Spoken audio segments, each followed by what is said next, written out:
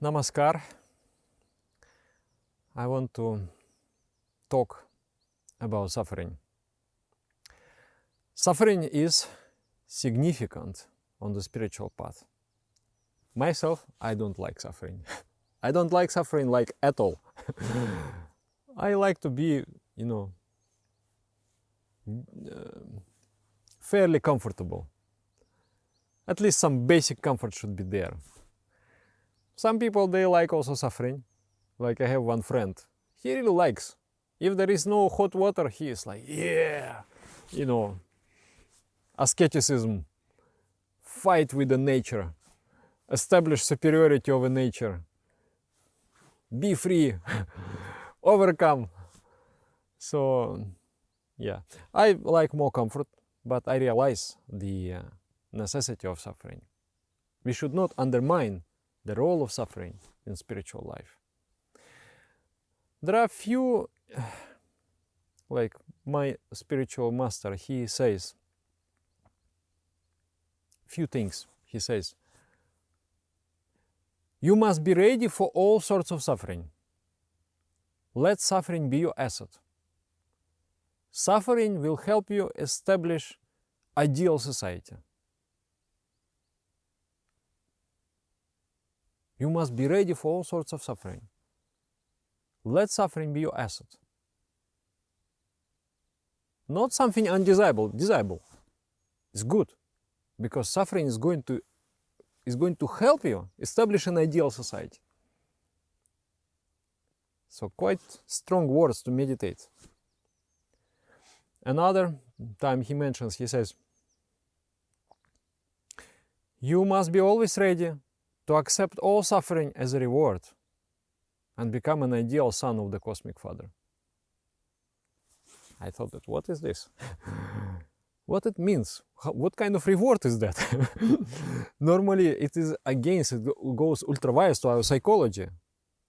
I do something good, I want to get something good also. I don't want to get something bad. But this is an ideal of Shiva Nilakanta. In Indian mythology, there is this fundamental figure, Sadashiva, the great yogi, the father of human civilization. So Shiva, according to the mythology, he drinks ocean of poison. Why? To liberate human beings from that poisons. So I will drink myself, and I will digest it within myself. That's why he became Nilakanta, the blue throat. His throat become blue. So the idea is you take suffering in, but what comes in is suffering, but what comes out is nectar. Very, very interesting ideal, and also very practical. It's not only noble, but is also practical. So this idea that you should be always ready to accept all suffering as a reward and become an ideal son of the Cosmic Father is the idea that I will be happy to take the problem and resolve that problem. That pain come here, will stop here, and will not go further. Normally we are reproducing the suffering. The suffering comes, hits me, I become angry. Even you observe in your own family. Something happened at your job, then you come home and you try to transmit your pain to somebody else. Don't we do like that? We also do like that. And here idea is that, no, I take it and I will be happy that I was the agent of stopping the suffering. After me, the suffering didn't go further. The idea of Shiva Nilakanta. Why suffering is necessary? I think few things are there. Number one, the suffering is there to balance our mind. When we do an action, that action leaves an imprint in our mind. That imprint is called samskara. in Sanskrit. A deformation within the mind. So if the action, original action, was of pleasant nature, that samskara, when it is ripening and expressing, when to balance the mind into the original state, you have to experience also pleasure. But if that action was painful, to balance the mind and bring it into the original state, into the state of balance, and in the state of balance only the mind is able to develop. So for the development of the mind, you have to remove the samskara. You have to remove that distortion. So if the action was painful, to remove that distortion from the mind, you have to experience pain. So that is the sublime role of suffering. The suffering helps us to move closer to the divine. And actually suffering, or pain, you can say, pain. One friend of mine, suddenly he just produced, I don't know where he read it or what he saw, suddenly he says, pain is inevitable, but suffering is optional. I thought, wow, what a wise words. Because you experience pain, according to your karma, that is inevitable. But whether you're going to suffer, whether you're going to take it negatively, is up to you. You can take it positively also. I know one man, he said, I like to be sick. So why? Yeah, because that time I feel so miserable. It forces me to remember the Supreme all the time. I like, hold the feet of God. I'm suffering. And he said, when I'm in pleasure, I don't remember God as much. So that is one example how he takes positively suffering, the pain. So that is one thing, to establish a balance in the mind, to liberate you from certain consequences of the past actions you have done. That's why you have to go through tough times. And after those tough times, there will be realizations, understandings. So many times when you encounter suffering, the result of that you understand something higher, something you couldn't understand. Suffering is forcing you to understand. That's very important. So that's we see also in human level and the large level, on the macro level. Humanity makes leaps after the great sufferings. Something big happens into the collective psyche of humanity. And we progress to a more safe, more secure, more harmonious, more fair society after the great suffering. Because we understand something. The suffering forces us to understand. So that's very important functions. Another function is to learn compassion. If you never suffered, how you can feel the suffering of others? That is why when we experience suffering, we understand, oh, I would never wish this to happen to anyone. You become compassionate.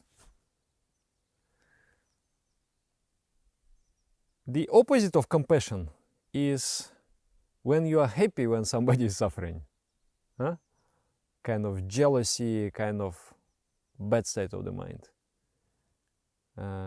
It is said, Maitri Karuna, Mudito Pekshanam, Maitri Karuna, Mudito Pekshanam, Sukha Dukha, Punya Punya,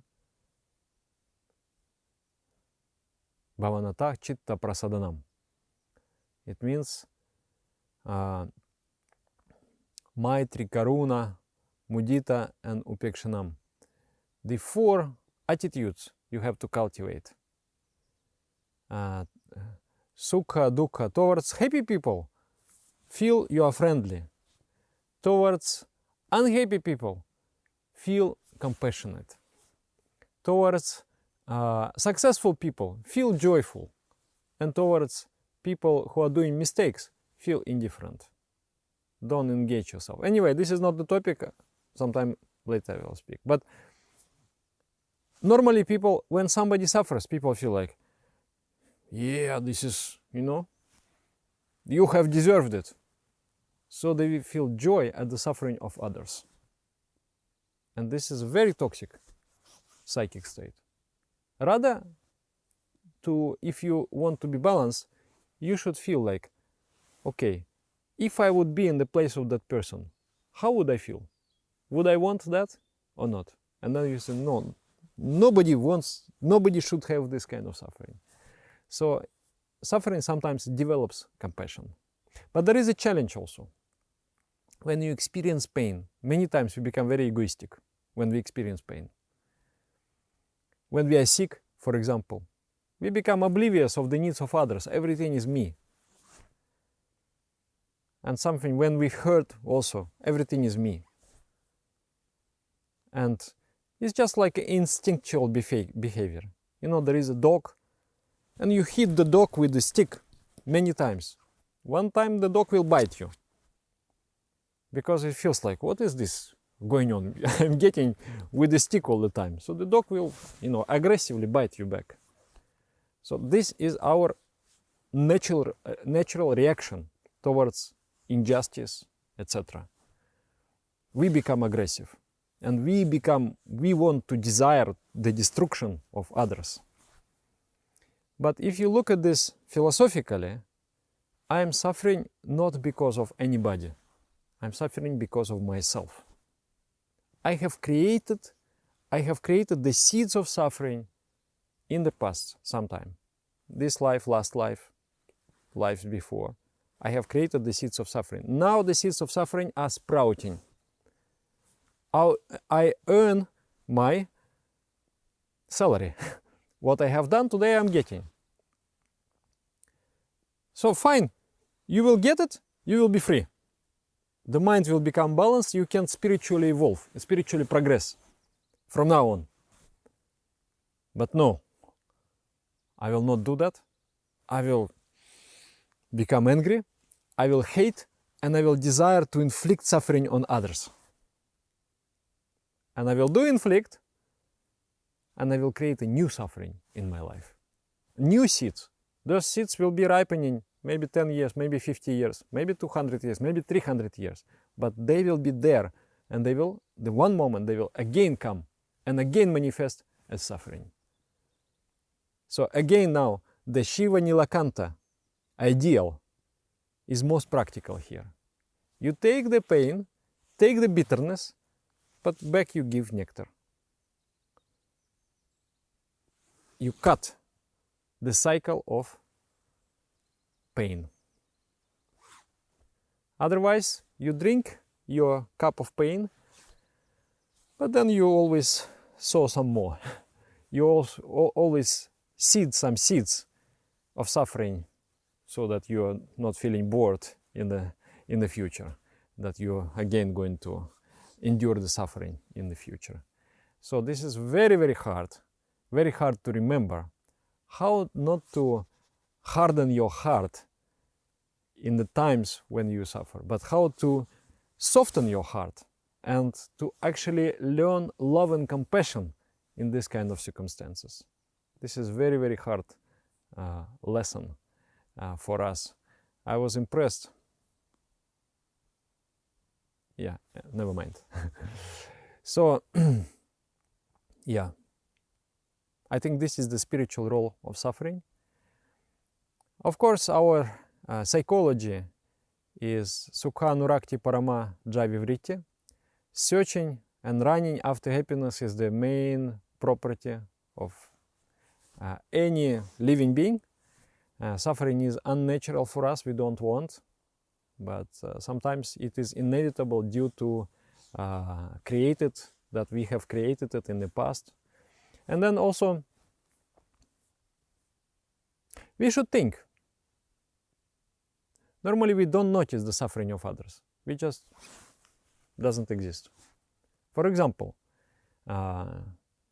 billions of animals being slaughtered every year. Billions, not millions, billions. And animals, they are just other humans. This pig is the same human as I am, actually. I mean, there is no much difference. It wants to live, I also want to live. It feels pain, I also feel pain. It feels fear. It also loves the progeny. It also loves the other pigs. They're like, they do have emotions. They do have feelings. Everything what we have. So basically, pig is also human, if I would say like that. Yes, it doesn't have rationality. It's not so smart as we are. But at the level of feelings, at the level of life, is same.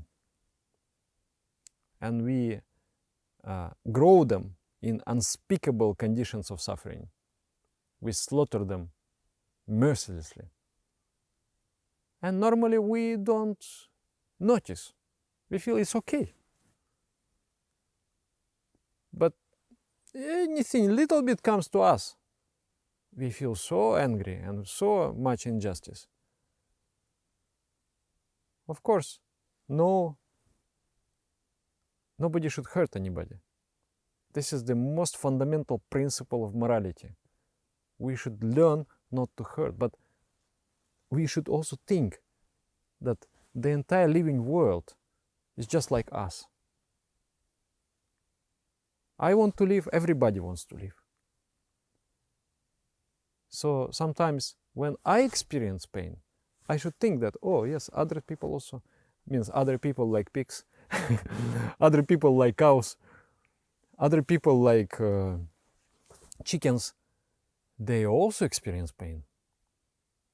And this world, the suffering will only stop when we stop to perpetuate it. Only that time the harmony will be established. And world, in India, I like sometimes to go, there is a place Rishikesh near Himalayas, and there is one village there, Ram Jula, Lakshman Jula. Meat is forbidden. So when you go there, meat, alcohol is forbidden. Tamasic energy is outlawed. So when you go there, you feel even animals, they are so happy. There is a cow in the street and it's just like everybody is, giving love to this cow. And the cow is like, yeah, what a life, great life.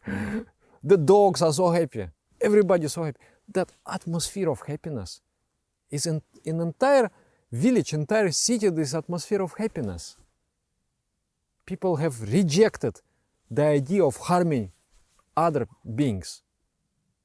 What a beautiful world we could have just by simple changing our attitudes to other creatures.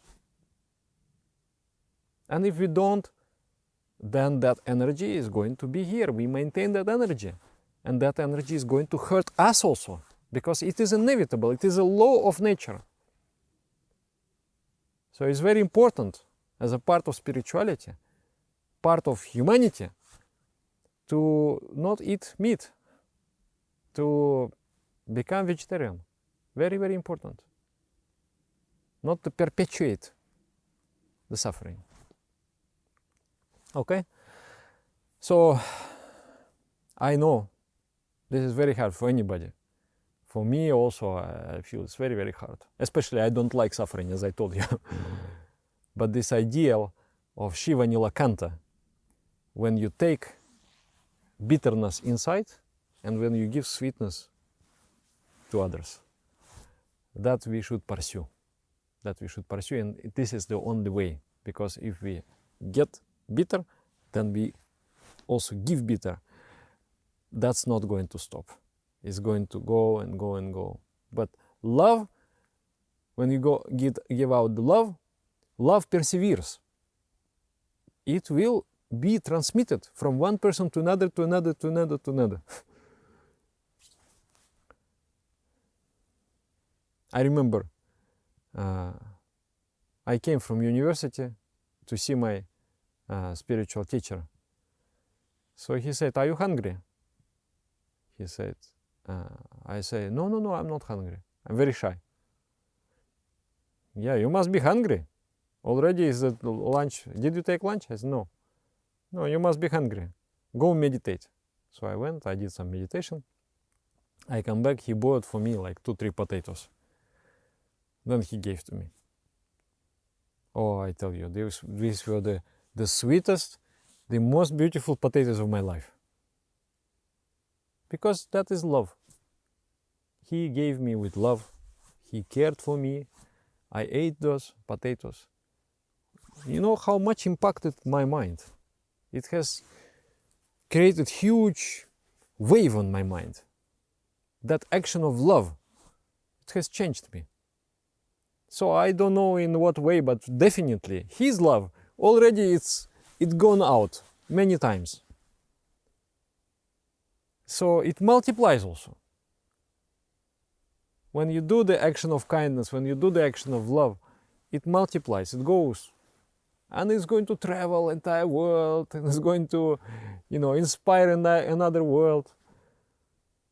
So this is swallow the bitterness, give back love.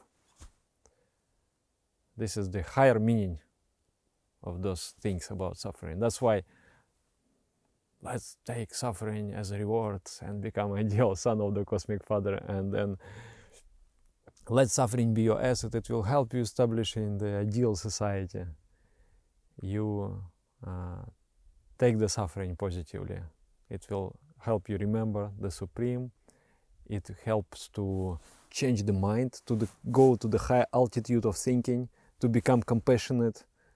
So ultimately, it is there for a reason on this earth. And I'm sure we are going to the society where slowly, suffering is going to be eliminated. Step by step. But we have to work for it. We have to wish for it. We have to think for it. And And remember about other humans like pigs and cows. Those cows, they're also humans. Understand that. Don't think they are some lowly creatures. They are humans also. Just like you are, just like I am. Namaskar.